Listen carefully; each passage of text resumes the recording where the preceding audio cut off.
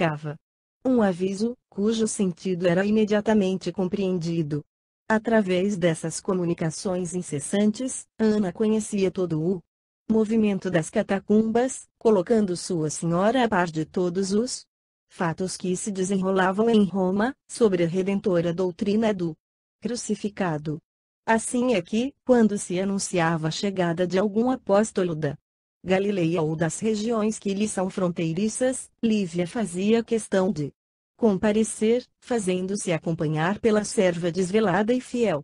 Atravessando os caminhos a pé, embora trajasse agora sua indumentária patrícia, de conformidade com a autorização do marido, para professar livremente as suas crenças. Ela estava ciente de que, perante a sociedade, sua atitude representava grave perigo, mas o sacrifício de Simeão fora um marco de luz assinalando os seus destinos na terra. Adquirir a coragem, serenidade, resignação e conhecimento de si mesma, para nunca ter de versar em detrimento da sua fé ardente e pura.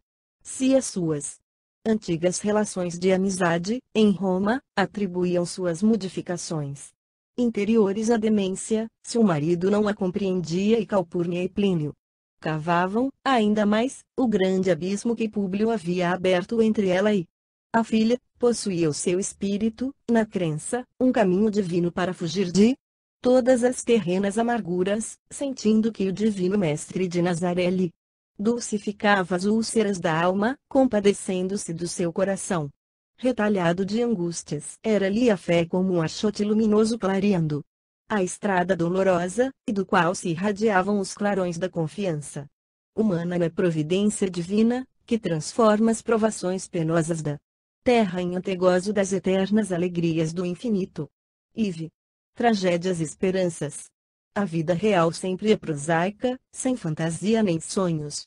Assim decorre a existência das personagens deste livro, na tela viva das realidades nuas e dolorosas do ambiente terrestre.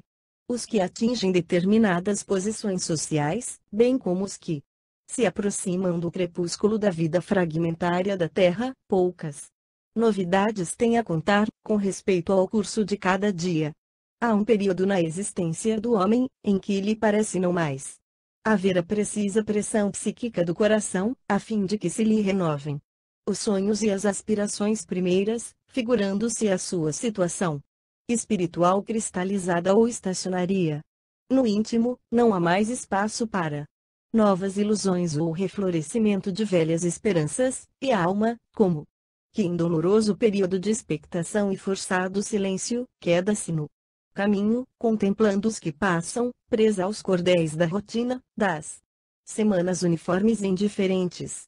Estamos vivendo, agora, o ano 57, e a vida dos atores deste drama doloroso apresenta-se quase invariável no desdobramento infindo dos seus episódios comuns e angustiosos. Apenas uma grande modificação se fizera na residência de Calpurnia. Plínio Severus, nas suas radiosas expressões de vitalidade física, já havia recebido as maiores distinções por parte das organizações militares que garantiam a estabilidade do império. Longas e periódicas permanências nas Gálias e na Espanha lhe haviam angariado honrosíssimas condecorações, mas, no seu íntimo, a vaidade e o orgulho haviam proliferado intensamente, não obstante a generosidade do seu coração. Os primeiros ciúmes ásperos da esposa fizeram-se acompanhar de consequências nefastas e dolorosas. Aos criminosos propósitos de Saul juntaram-se as pérfidas confidências das amigas mentirosas, e Flávia Lentulha, longe de gozar a ventura conjugal a que tinha direito pelos seus elevados dotes de coração de cera, sem sentir, dados os seus ciúmes desmesurados, aos tenebrosos abismos do sofrimento e da provação. Para um homem da condição de Plínio, era muito fácil a substituição do ambiente doméstico pelas festividades ruidosas do circo, na companhia de mulheres alegres, que não faltavam em todos os lugares da metrópole do pecado. Em breve, o carinho da esposa foi substituído pelo falso amor de numerosas amantes. Debalde procurou Calpurnia interpor seus bons ofícios e carinhosos conselhos, e, em vão, prosseguia a jovem esposa do oficial romano no seu martírio imperturbável e silencioso. As raras queixas de Flávia eram guardadas pelo coração generoso da mãe do seu marido, ou, então, confiadas ao espírito do pai, em confidências amarguradas e penosas. Públio Lentulus, compreendendo a importância da cooperação feminina na regeneração dos costumes e no reerguimento do lar e da família, incitava a filha ao máximo de resignação e tolerância, fazendo-lhe sentir que a esposa de um homem é honra do seu nome e o alimento da sua vida e que, enquanto o marido se perverte no torvelinho das paixões desenfreadas, escarnecendo de todos os bens da vida, basta, às vezes, uma lágrima da mulher para que a paz conjugal volte a brilhar no céu sem nuvens do afeto puro e recíproco. Para o espírito de Flávia, a palavra paterna tinha foros de realidade insofismável e ela buscava amparar-se nas suas promessas e nos seus conselhos, julgados preciosos, esperando que o esposo voltasse, um dia, ao seu amor, entre as bênçãos do caminho. Enquanto isso, Plínio Severus dissipava no jogo e nas folganças uma verdadeira fortuna. Sua prodigalidade com as mulheres tornara-se proverbial nos centros mais elegantes da cidade, e poucas vezes buscava o ambiente familiar, onde, aliás, todos os afetos se conjugavam para esclarecer-lhe docemente o espírito desviado do bom caminho. A morte do velho pretor Salvio Lentulus, antes do ano 50, obrigara a família de Públio e os remanescentes de Flamínio aos protocolos sociais, junto de Fúvia e da filha, por ocasião das homenagens prestadas às cinzas do morto, o que, envolto no mistério da sua passividade resignada e incompreensível, havia passado pelo mundo. Bastou esse ensejo para que Aurélia retomasse a oportunidade perdida. Um olhar, um encontro, uma palavra e o filho mais moço de Flamínio, enamorado das belezas pecaminosas, restabeleceu o laço afetivo que um amor santificado e puro havia destruído anteriormente. Em breve, ambos eram vistos com olhares significativos pelos teatros, pelos circos ou pelas grandes reuniões esportivas da época.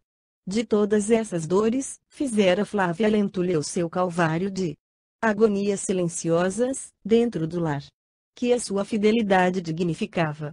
Nas suas meditações silenciosas, muitas vezes deplorou os antigos desabafos de ciúme injustificável, que constituíram a primeira porta para que o marido se desviasse dos sagrados deveres em família, mas, no seu orgulho de Patrícia, ponderava que era muito tarde para qualquer arrependimento dela, considerando intimamente que o único recurso era aguardar a volta do esposo ao seu coração fiel e dedicado, com o máximo de humildade e paciência. Nos seus instantes de contristação, escrevia páginas amarguradas e luminosas, pelos elevados conceitos que traduziam, ora implorando a piedade dos deuses, em súplicas fervorosas, ora estereotipando-as íntimas angústias em versos comovedores, lidos tão somente pelos olhos de seu genitor que, a chorar de emoção, considerava, muitas vezes, se a desventura conjugal da pobre filha não era igualmente uma herança singular e dolorosa. Por volta do ano 53, desaparecia em trágicas circunstâncias, nos escuros braços da morte, uma das figuras mais fortes desta história.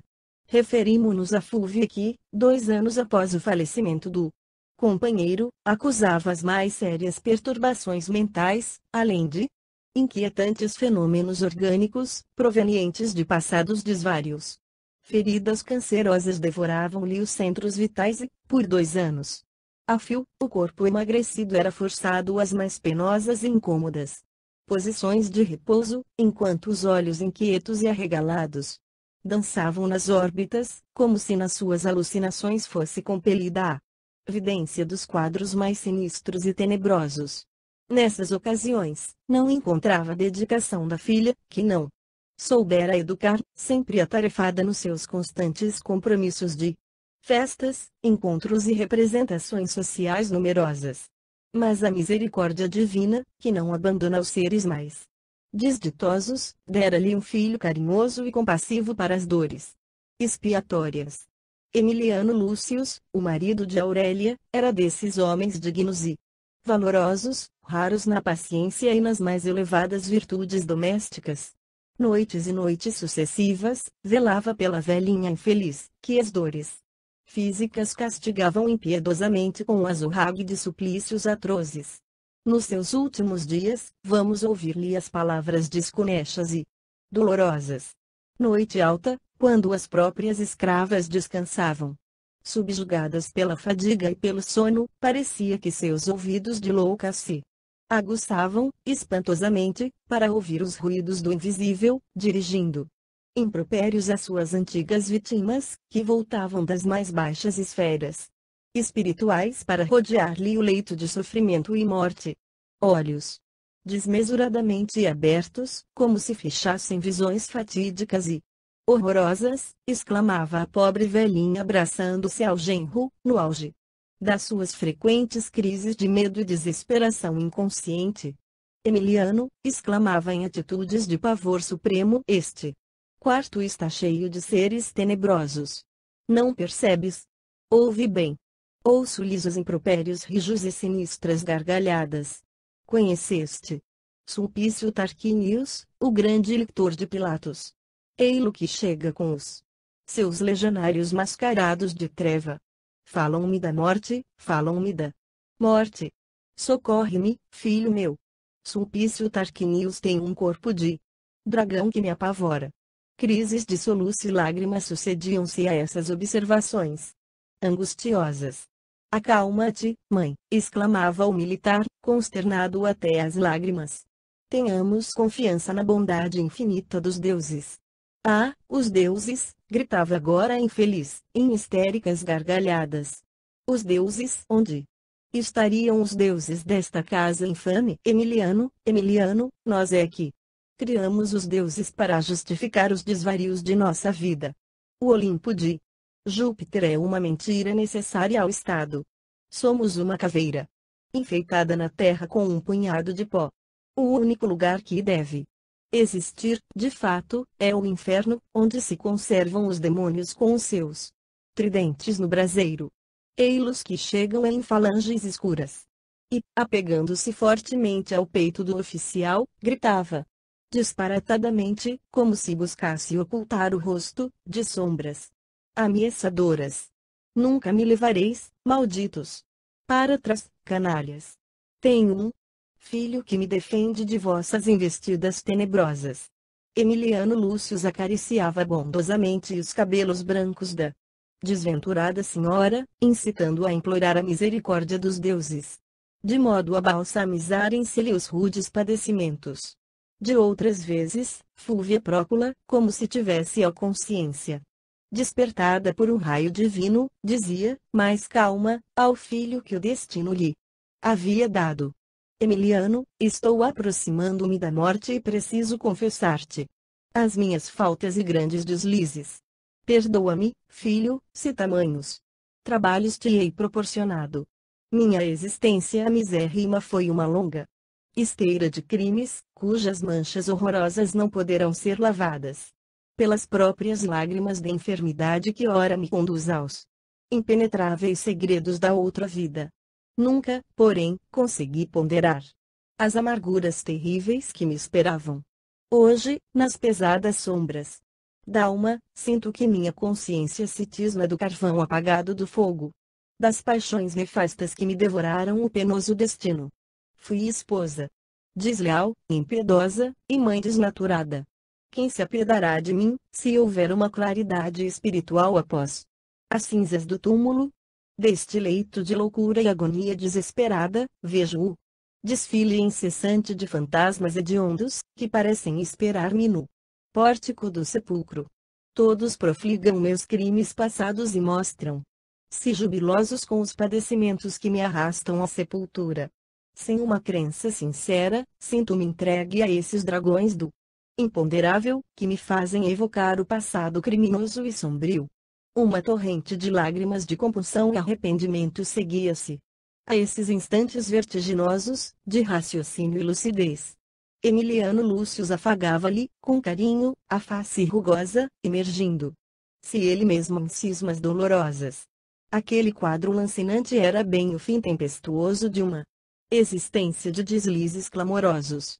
Sim, ele tudo compreendia agora. A rebeldia da esposa, a sua incompreensão, os atritos domésticos, aquela sede insaciável de festas ruidosas em companhia de afetos que não eram os dele, deviam ser os frutos amargos de educação viciada e deficiente. Mas, seu coração estava cheio de generosidade sem limites. Espírito valoroso, compreendia a situação, e quem compreende perdoa sempre. Uma noite em que a doente manifestava crises acentuadas e profundas, o bondoso oficial ordenou que as servas se recolhessem. A pobre louca falava sempre, como se fora tocada de energia inesgotável e incompreensível. Copioso suor inundava-lhe a fronte, tomada de febre alta e constante. Emiliano gritava ela desesperadamente: onde está Aurélia, que não busca velar a minha cabeceira nas vésperas da morte? Como as falsas amizades de minha vida, terá ela também horror do meu corpo. Aurélia explicou generosamente. O oficial precisava desobrigar se hoje de um compromisso com as amigas, na organização de alguns serviços sociais. Ah! Exclamou Admente, em sinistras gargalhadas. Os serviços sociais? Os serviços sociais.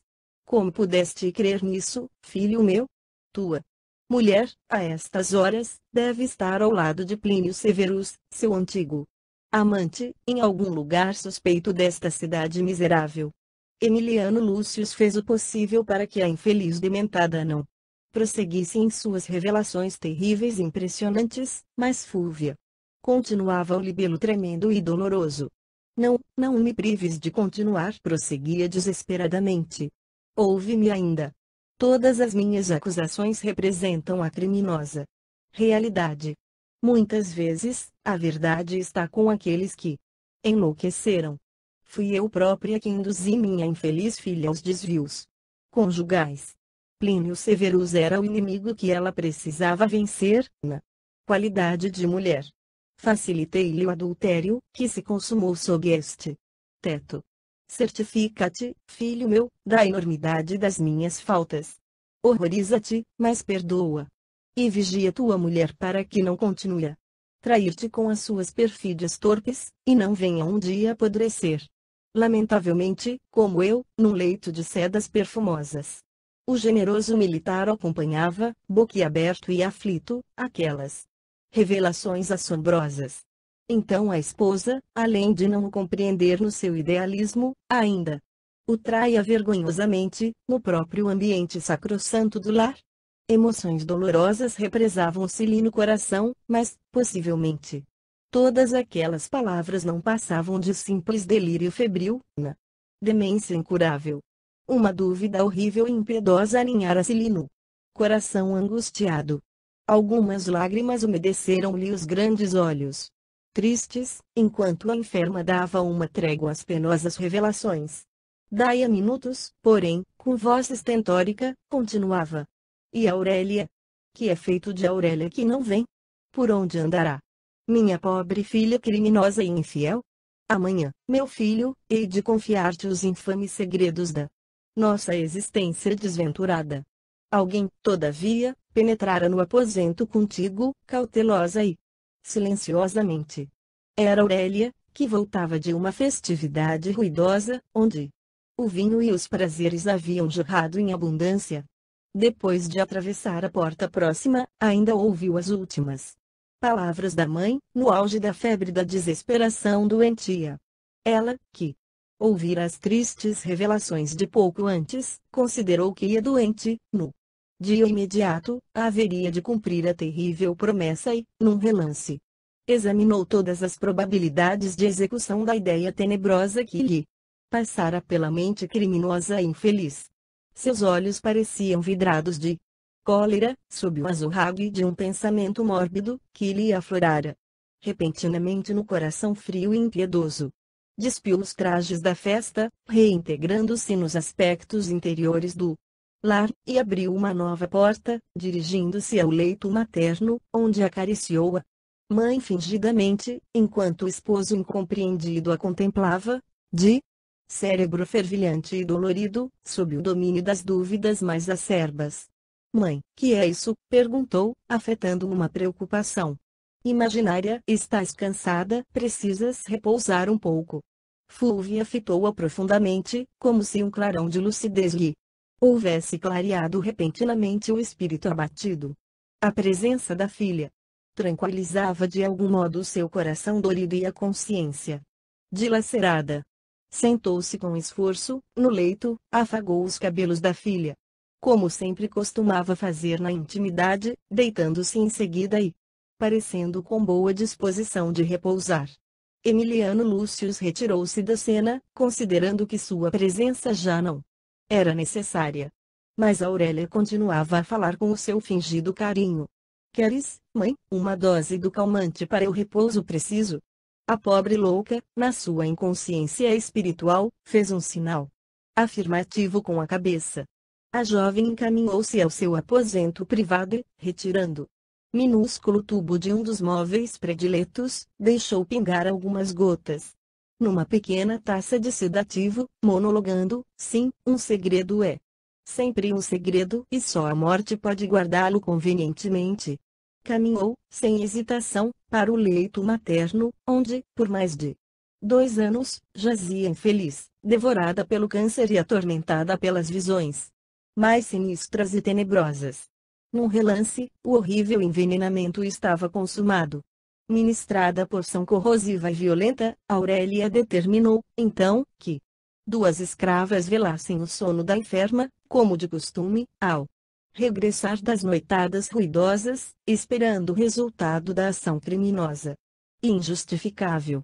Em 2 horas, a enferma apresentava os mais evidentes sinais de sufocação sob a ação do corrosivo, que constituía mais um daqueles filtros misteriosos e homicidas da época. Ao chamamento aflito das servas, todas as pessoas da casa se colocaram a postos, dado o penoso estado da enferma. Emiliano Lúcius contemplou-lhe os olhos, que se iam apagando no véu da morte, e debalde procurou fazer que a agonizante lhe dissesse ainda uma palavra. Seus membros frios foram se enrijando devagarinho e da boca começou a escapar-lhe espuma rósea. Em vão foram chamados os entendidos da medicina, naqueles derradeiros instantes.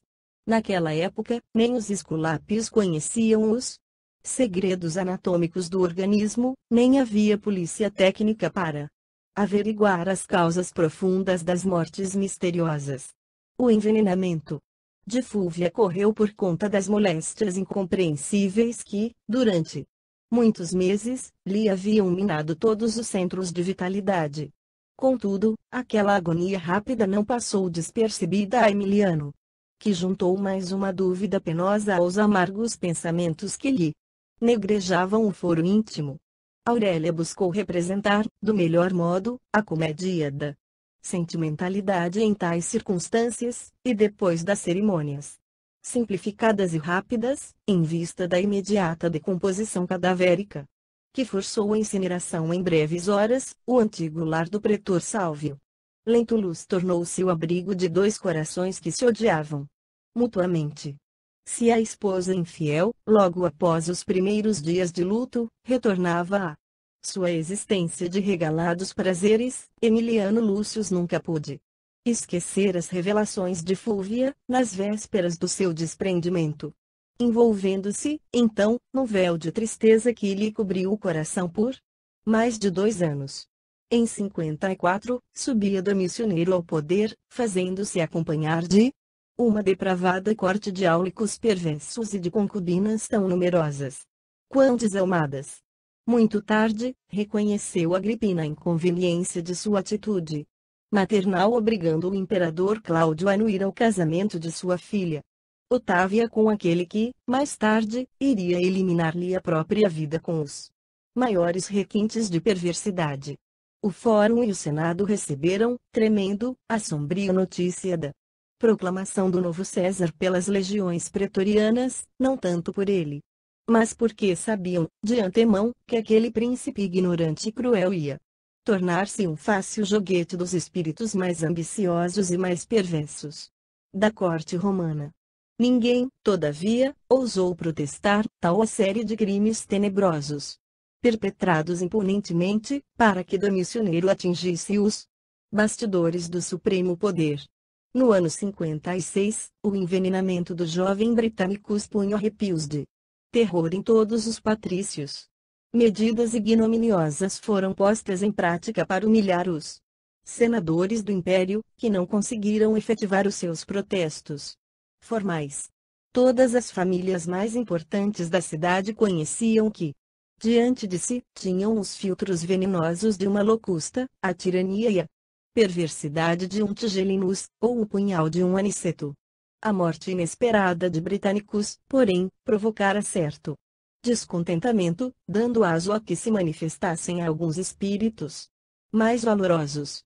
Entre esses, encontrava-se Emiliano Lúcius, que se viu logo em sérias perspectivas de banimento, tornando-se vigiado pelos inúmeros esbirros do imperador.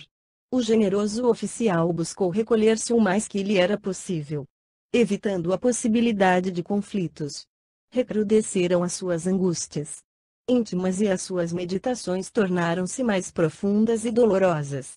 E, assim, certa vez, às primeiras horas de uma noite tranquila, quando se recolhia ao lar, contrariamente aos seus hábitos mais antigos, notou que o aposento da esposa estava cheio de vozes animadas e alegres. Observou que Aurélia e Plínio se embriagavam no vinho de seus venenosos prazeres e, olhos traduzindo incoercível espanto, viu que a esposa o traía no próprio tálamo conjugal. Emiliano Lúcio sentiu que espinho mais agudo lhe penetrava o coração sensível e generoso, ao verificar, por si mesmo, aquela realidade cruel. Teve ímpetos de chamar o amante ao campo da honra para morrer, ou eliminar-lhe a vida, mas considerou, simultaneamente, que Aurélia não merecia tal sacrifício. Enojado de tudo, que se referia à sua época e sentindo-se vencido nas desventuras do seu penoso destino, o nobre oficial retirou-se para o antigo gabinete do pretor Sálvio, onde estabelecera a sede de seus trabalhos diurnos e, tomado de sinistra e dolorosa resolução, abriu o velho armário, onde se alinhavam pequenos frascos, retirando um deles, de configuração especial, a fim de satisfazer os amargos propósitos do seu espírito exausto. Diante da taça de cicuta, o cérebro dorido perdeu-se, por minutos, em pungentes conjecturas, mas, estudando intimamente todas as suas probabilidades de ventura, ponderou, no auge do desespero, que a traição da mulher, as ameaças de proscrição e de banimento ou a possibilidade de um ataque nas sombras, era preferível o que ele considerava o consolo derradeiro da morte. Num instante, sem que os amigos espirituais pudessem demovê-lo do intento terrível, tal a subitaneidade do gesto desesperado e refletido. Sorveu o conteúdo de pequena taça, descansando depois a jovem cabeça sobre os braços, estirado no leito próprio do triclínio, mas adaptado ao seu gabinete antigo, abarrotado de mármores e pergaminhos preciosos. A morte horrível não se fez esperar muito, e, no círculo numeroso de suas relações de amizade, enquanto Aurélia representava a nova farsa de pesares imaginários, comentava-se o suicídio de Emiliano, não como consequência direta de suas profundas desilusões domésticas, mas como fruto da tirania política do novo imperador, sob cujo reinado tantos crimes foram cometidos, diariamente, nas sombras. Sozinha, agora, no seu campo de ação, Aurélia entregou-se livremente aos seus desvarios, amplificando as suas inclinações nocivas e procurando reter, cada vez mais, junto de si o homem de suas preferências, objeto de suas desenfreadas ambições. Em casa dos Lentulus e dos Severus, a vida continuava a desfiar o rosário das desventuras. Havia mais de 5 anos, em 57, que Saul de Giora se encontrava definitivamente instalado em Roma, sem haver desistido dos seus desejos e propósitos a respeito da esposa do amigo e benfeitor. Consolidada sua fortuna no comércio de peles do Oriente, não perdia ele as mínimas oportunidades para evidenciar a excelência de sua situação material à mulher cobiçada de longos anos. Flávia Lentulha, porém, fizera da existência um calvário de resignação comovedora e silenciosa. A vida pública do marido era, para o seu espírito, um prolongado e doloroso suplício moral. Sobre o assunto, fazia Saul, de vez em quando, referências indiretas, no intuito de chamar-lhe a atenção para o seu afeto. Mas a pobre senhora nele não via outra individualidade, além de um amigo, ou irmão. Debalde, o moço judeu testemunhava-lhe sua admiração pessoal, em gestos de extrema gentileza, buscando oferecer-lhe a sua companhia, mas, a verdade é que os apelos de sua alma impetuosa e apaixonada não encontravam ressonância no coração daquela mulher, que enfeitava com a dor a dignidade do matrimônio. Tocado pelas expressões do seu dinheiro, Araxes animava-lhe as esperanças sem o deixar esmorecer nos seus perigosos instintos. Plínio Severo só vinha ao lar de vez em quando, alegando serviços ou viagens numerosas para justificar a continuidade de sua ausência. Mal se precatava ele de que as despesas astronômicas lhe arruinavam, pouco a pouco, as possibilidades financeiras, conduzindo igualmente os seus familiares ao esgotamento de todos os recursos. Algumas vezes, mantinha colóquios afetuosos com a esposa, a quem se sentia preso pelos laços de afeição eterna e profunda, mas as seduções do mundo eram já muito fortes no seu coração, para serem extirpadas. No íntimo, desejava voltar à calma do lar, à vida carinhosa e tranquila, mas o vinho, as mulheres e os ambientes ostentosos eram a permanente obsessão do seu espírito combalido. Outras vezes, embora amando a esposa eternamente, não lhe perdoava a circunstância da sua superioridade moral, irritando-se contra a própria humildade que ela testemunhava em face dos seus desatinos, e regressava novamente aos braços de Aurélia, como vítima indecisa entre as forças do bem e do mal. No ano 57, a saúde de Calpurnia, abalada em extremo, obrigara a família a reunir-se em torno do leito da matrona generosa. Pela primeira vez, após o casamento do irmão, voltou Agripa Severus de suas longas aventuras em Massília e em Avênio, para junto de sua mãe enferma e abatida, atendendo-lhe os sentidos apelos, reencontrar Flávia Lentulha e participar com ela das claridades do ambiente doméstico, foi o mesmo que reavivar velho vulcão adormecido. A um golpe de vista, compreendeu a situação conjugal de Plínio, procurando substituir-lhe o afeto junto da esposa desvelada e meiga. Desejava confessar-lhe todo o seu amor ardente e infeliz, mas guardava no coração um sublime respeito fraternal por aquela mulher, que confiava nele como irmão muito amado. Foi assim que, nas alternativas de melhora da velha enferma, Flávia lhe aceitou a companhia para distrair-se em alguns espetáculos da rumorosa cidade da época. Tanto bastou para que Saul envenenasse os acontecimentos, supondo nessas expansões inocentes uma ligação menos digna, que lhe enchia de pavorosos ciúmes o coração violento e irascível. Na primeira oportunidade, insinuou a Plínio Severus todas as suas cavilosas suspeitas, arquitetando, com a sua imaginação doentia, situações e acontecimentos que jamais se verificaram. O esposo de Flávia era desses homens caprichosos, que, organizando um círculo de liberdade ilimitada para si próprio, nada concedem à mulher, nem mesmo no terreno das afeições desinteressadas e puras. Dessa forma, Plínio Severus começou a acatar a palavra de Saul, concedendo-lhe aos conceitos insensatos o mais largo crédito, no seu foro íntimo. Ele, que deixara a companheira afetuosa ao abandono e que, por largos anos, dera aso às mais penosas amarguras domésticas, sentiu-se, então, ralado de ciúmes acerbos e inconcebíveis, passando a espionar os menores gestos do irmão e a desconfiar dos mais secretos pensamentos da esposa, esperando que a moléstia irremediável de sua mãe tivesse uma solução na morte, que se presumia para breve, a fim de se pronunciar com mais força na reivindicação dos seus direitos conjugais. Entrava o ano de 58, com amarguradas perspectivas para as nossas personagens. Um fato, porém, começava a ferir a atenção de todas as personagens desta história real e dolorosa. A dedicação de Lívia à sua velha amiga doente era um exemplo raro de amor fraterno, de carinho e bondade indefiníveis.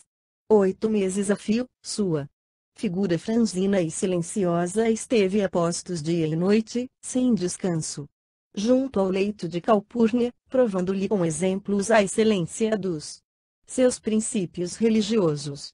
Muitas vezes, a nobre matrona considerou, intimamente, a superioridade moral daquela doutrina generosa, que estava no mundo para levantar os caídos, confortar os enfermos e os tristes, disseminando as mais formosas esperanças com os desiludidos da sorte, em confronto com os seus velhos deuses que amavam os mais ricos e os que oferecessem os melhores sacrifícios nos templos, e aquele Jesus humilde e pobre, descalço e crucificado, de que lhe falava Lívia em suas palestras íntimas e carinhosas. Calpurnia estava plenamente modificada, às vésperas da morte. A maiúsculo convivência contínua da velha amiga renovara-lhe todos os pensamentos e crenças mais radicadas. Tratava melhor as escravas que lhe beiravam o leito e pedir a Lívia lhe ensinasse as preces do profeta crucificado em Jerusalém, o que ambas faziam de mãos postas, quando os aposentos da enferma ficavam silenciosos e desertos. Nesses instantes, a viúva de Flamínio Severus sentia que as dores abrandavam, como se bálsamo suave lhe refrescasse os centros íntimos de força, cessavam as dispneias dolorosas e a respiração quase se normalizava, como se profundas energias do plano invisível lhe reanimassem o coração escleroso e fatigado. Ao espírito de Públio não passavam despercebidos esses sintomas de modificação moral da velha matrona, nem tampouco o nobre procedimento da esposa, que nunca mais repousou, desde o instante em que a vira inerme e exausta. Os sofrimentos da vida haviam igualmente modificado muito a estrutura da sua organização espiritual e, como nunca, sentia o senador a necessidade de se reconciliar com a esposa, para enfrentar os invernos penosos da velhice que se aproximava. Não só ele, como Lívia, já haviam ultrapassado meio século de existência, e agora, que também conhecia a vida e os seus dolorosos mecanismos de aperfeiçoamento, se sentia apto a perdoar todas as faltas da esposa, no pretérito, considerando que os seus 25 anos de martírio moral, no sacrossanto ambiente doméstico, bastavam para redimir-la das faltas que, porventura, houvesse cometido, nas ilusões da mocidade, em terra estranha, conforme supunha em suas falsas observações, filhas ainda da calúnia que lhe destruíra a ventura e a paz de uma existência inteira. Nos primeiros dias do ano 58, os padecimentos de Calpurnia foram subitamente agravados, esperando-se a cada momento penoso desenlace. Os filhos e os mais íntimos lhe rodeavam o leito, grandemente comovidos, embora reconhecessem a necessidade de repouso para aquele corpo doente e esgotado. Na antevéspera da morte, a veneranda senhora pediu que a deixassem sozinha com o senador, por algumas horas, alegando a necessidade de confiar a Públio Lentulus algumas disposições in extremis. Atendida, imediatamente, vamos encontrá-los em íntimo colóquio, como se estivessem juntos pela última vez, para decisão de assuntos importantes e supremos. Públio, ainda em pleno vigor de sua compleição física, tinha os olhos rasos d'água, enquanto a velha matrona o contemplava, deixando transparecer um clarão de viva lucidez nos olhos calmos e profundos. Públio, começou ela, gravemente, como se aquelas palavras fossem as suas últimas recomendações, para os espíritos de nossa formação não pode existir o receio da morte, e é por esse motivo que deliberei falar-te nas minhas horas derradeiras. Mas, minha boa amiga, respondeu o senador, franzindo a testa e esforçando-se por dissimular a comoção que lhe ia na alma, lembrando-se de que, nas mesmas circunstâncias, lhe falara Fiamínio pela última vez. Entre as paredes daquele quarto, somente os deuses podem decidir de nossos destinos e só eles conhecem os nossos últimos instantes. Não duvido dessas verdades, acudiu a valorosa Patrícia, mas tenho a certeza de que as minhas horas na terra chegam a terminão. Quero levar para o túmulo remorso de uma falta que reconheço haver cometido há mais de 10 anos. Uma falta? Nunca. Vossa vida, Calpurnia, foi sempre um dos mais raros exemplos de virtude nesta época de transição e degenerescência dos nossos mais belos costumes. Agradeço-te, meu grande amigo, mas tua gentileza não me exime da penitência perante o teu espírito, afirmando que há mais de 10 anos errei num julgamento, pedindo-te hoje recebas a minha retificação, talvez tardia. Mas ainda há tempo de santificarmos, com o mais justo respeito, uma vida de sacrifícios e de abnegações. Públio Lentulus adivinhou que se tratava de sua mulher e, com voz embargada pela comoção e pelas lágrimas, deixou que a velha amiga continuasse, de olhos enxutos, manifestando o mais subido valor moral em face da morte que se aproximava. Refiro-me a Lívia, continuou Calpurnia, em tom comovido, a respeito de quem tive a infelicidade de te transmitir uma suposição errônea, injusta, cortando-lhe a última possibilidade de ventura na terra, mas a morte renova as nossas concepções da vida e os que estão prestes a abandonar este mundo possuem uma visão mais clara de todos os problemas da existência. Hoje, meu amigo, digo-te, de alma serena, que tua esposa é imaculada e inocente. O senador sentia que o pranto lhe brotava espontaneamente dos olhos, mas estava intimamente confortado por saber que a venerável amiga confirmava, agora, as convicções que o tempo lhe aumentara quanto à nobilíssima companheira de sua existência.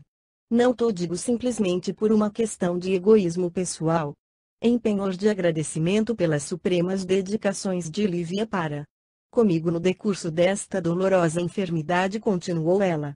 Valorosamente, um espírito do nosso estofo deve estar com a verdade acima de tudo, e esta minha confissão não se verifica tão somente pelas observações da minha fraqueza toda humana.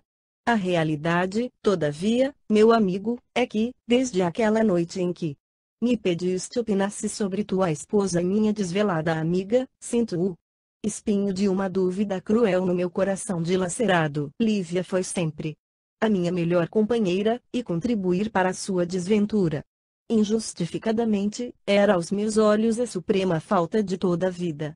Por 11 anos, orei constantemente e ofereci numerosos sacrifícios nos templos, para que os deuses me inspirassem a verdade sobre o assunto e, por todo esse tempo, tenho esperado pacientemente a revelação do céu. Só hoje, porém, me foi dado obtê-la, já nos pórticos do sepulcro.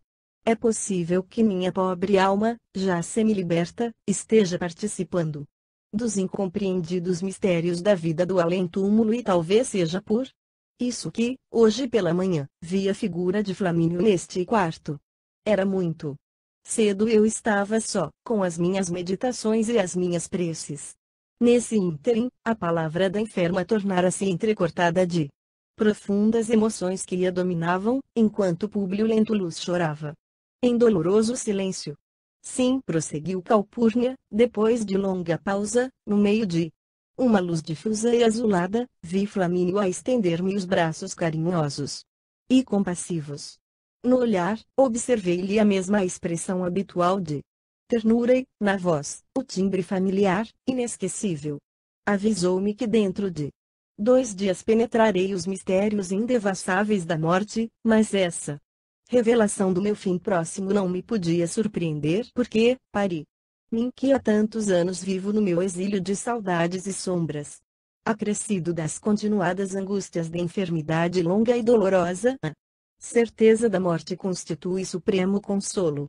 Confortada pelas doces promessas da visão, as quais me auguravam esse brando alívio para breves horas.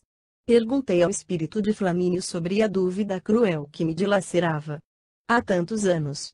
Bastou que arguísse mentalmente, para que a radiosa entidade me dissesse em alta voz, meneando a cabeça num gesto delicado, como a exprimir infinita e dolorosa tristeza: Calpurnia, em má hora duvidaste daquela a quem deverias amar e proteger como a filha querida e carinhosa, porque Lívia é uma criatura imaculada e inocente. Nesse instante continuou a enferma, com alguma dificuldade, tal foi a impressão dolorosa de minha alma com a surpresa da resposta que não mais obriguei a visão carinhosa e consoladora como se fosse repentinamente chamada às tristes realidades da vida prática. A velha matrona tinha os olhos marejados de lágrimas, enquanto o senador se entregava silenciosamente ao pranto de suas comoções penosas. Longos minutos estiveram ambos assim, na atitude de quem dava curso ao remorso e ao sofrimento. Afinal, foi ainda a valorosa Patrícia quem rompeu o pesado silêncio, tomando as mãos do amigo entre as suas mãos descarnadas e brancas, exclamando: Públio, fala-te o coração de uma velha amiga, com as verdades serenas e tristes da morte. Acreditas piamente nas minhas dolorosas revelações? O senador fez um esforço para enxugar as lágrimas que lhe caíam copiosamente dos olhos, e, movimentando o máximo de energias, replicou firmemente: Sim, acredito. E que faremos agora para reparar nossas faltas ante o coração generoso e justo de tua mulher? Ele deixou transparecer um clarão de ternura nos olhos, e, passando as mãos inquietas pela fronte, como se houvera encontrado solução quase feliz, dirigiu-se à doente, com uma irradiação de alegria e de tranquilidade no semblante, dizendo confortado: Sabeis da grande festa do Estado, que se realizará de hoje a poucos dias, na qual os senadores, com mais de 20 anos de serviço ao Império, serão coroados de mirto e rosas, como os triunfadores. Sim, respondeu a matrona, tanto que já pedi a meus filhos que, não obstante a minha morte próxima, te acompanhem nessa justa alegria, porque serás um dos agraciados pelas nossas autoridades supremas. Oh, minha grande amiga, ninguém pode esperar vossa morte. Mesmo porque, não poderemos prescindir da preciosa contribuição da vossa vida, mas, já que cuidamos de reparar o meu erro grave no passado doloroso, esperarei mais uma semana para levar ao espírito de Lívia expressão do meu reconhecimento, da minha gratidão e do meu profundo amor. Irei a essa festa, a realizar-se sob os auspícios de Sêneca, que tudo tem feito por dissimular a penosa impressão causada pela conduta cruel do imperador, seu antigo discípulo. Depois de receber a coroa da suprema vitória de minha vida pública, trarei todas as condecorações aos pés de Lívia, como preito justo à sua angustiada existência de penosos sacrifícios domésticos. Ajoelhar-me-ei ante a sua figura santificada e, retirando da fronte a auréola do império, deporei as flores simbólicas a seus pés, que beijarei humildemente com o meu arrependimento e as minhas lágrimas, traduzindo-lhe gratidão e amor infindos. Generosa ideia, meu filho, exclamou a enferma, sensibilizada, e peço-te que a executes no momento oportuno. E, no instante em que testemunhares a Lívia o teu amor supremo, dize-lhe que me perdoe. Porque eu chorarei de alegria vendo ambos felizes lá das sombras tranquilas do meu sepulcro. Ambos choravam, comovidos, silenciosamente. Em dado instante, a velha doente apertou as mãos do amigo, como a dizer-lhe um supremo adeus. Calpurnia fixou nele os grandes olhos claros, a desprenderem irradiações misteriosas, e, com lágrimas de emoção inexprimível, exclamou comovidamente: Públio, peço, não te esqueças do prometido. Ajoelha-te aos pés de Lívia como aos de uma deusa de renúncia e de bondade. Não te importe a minha partida deste mundo. Vai à festa do Senado. Reparemos nossa falta grave e agora, meu amigo, um último pedido. Vela por meus filhos como se fossem teus. Ensina-lhes ainda a honradez, a fortaleza, a sinceridade e o bem. Um dia todos nos reuniremos na eternidade. Públio Lentulus apertou-lhe as mãos, sensibilizado, ajeitando-lhe nas sedosas almofadas, a cabeça encanecida, enquanto lágrimas de comoção lhe embargavam a voz. Havia muito que a enferma era atacada, subitamente, de periódicas e prolongadas dispneias. O senador abriu as portas do largo aposento aonde Lívia correu, pressurosa, como enfermeira de todos os instantes, enquanto Flávia e algumas servas acudiam com ungüentos e outras panaceias da medicina do tempo. Calpurnia, porém, parecia atacada pelas últimas aflições que a levariam ao túmulo. Por 24 horas consecutivas, o peito arfou, sibilante, como se a caixa torácica estivesse prestes a arrebentar sob o impulso de uma força indomável e misteriosa. Ao fim de um dia e uma noite de azáfama e angústias, a doente parecia haver experimentado ligeira melhora. A respiração fazia-se menos penosa e os olhos revelavam grande serenidade, embora todo o corpo estivesse salteado de manchas azuladas e violáceas, prenunciando a morte. Apenas a fonia continuava, mas, em dado instante, fez um gesto com a mão, chamando Lívia à cabeceira com a terna familiaridade dos antigos tempos.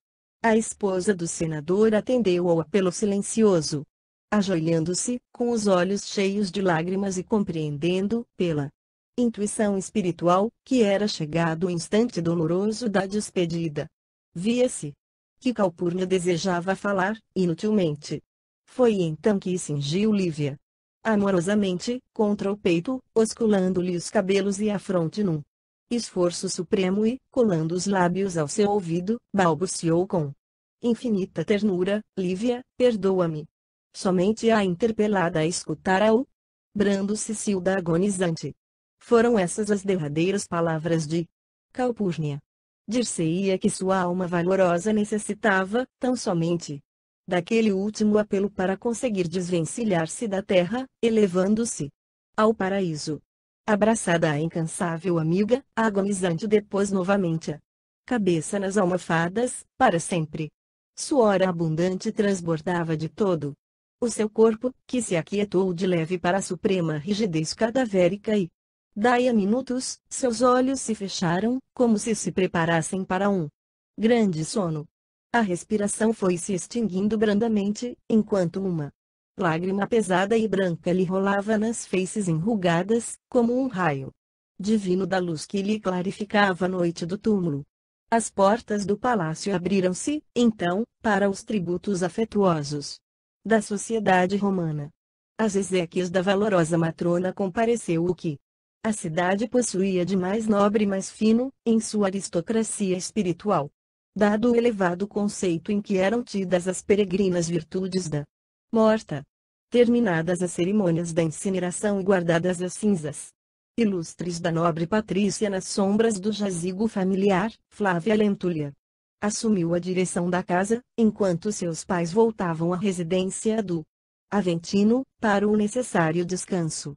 Faltavam somente 4 dias para a realização das grandes festas, em que mais de uma centena de senadores receberia a auréola do supremo triunfo na vida pública.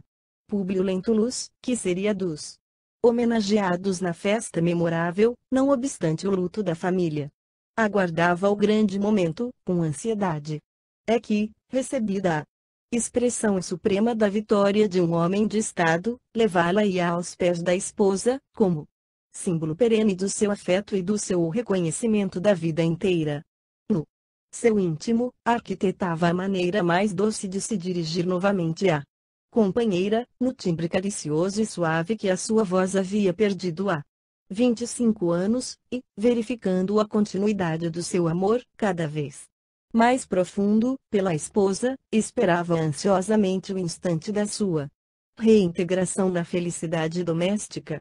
De noite, naquelas horas longas que se passavam, enquanto o velho coração se preparava para as bênçãos da aventura conjugal, em breves dias, ia ele até as proximidades dos apartamentos da esposa, situados bem distantes dos seus, naqueles prolongados anos de amarguras infindas. Na antevéspera das grandes festividades a que nos referimos.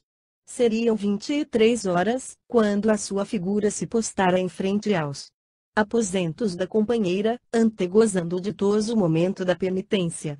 Que significava para ele uma alegria suprema.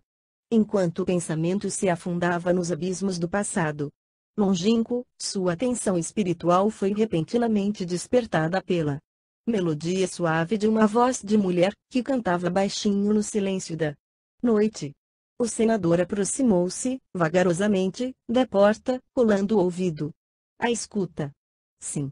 Lívia cantava em voz apagada e mansa, qual cotovia abandonada, fazendo soar levemente as cordas harmoniosas de uma lira.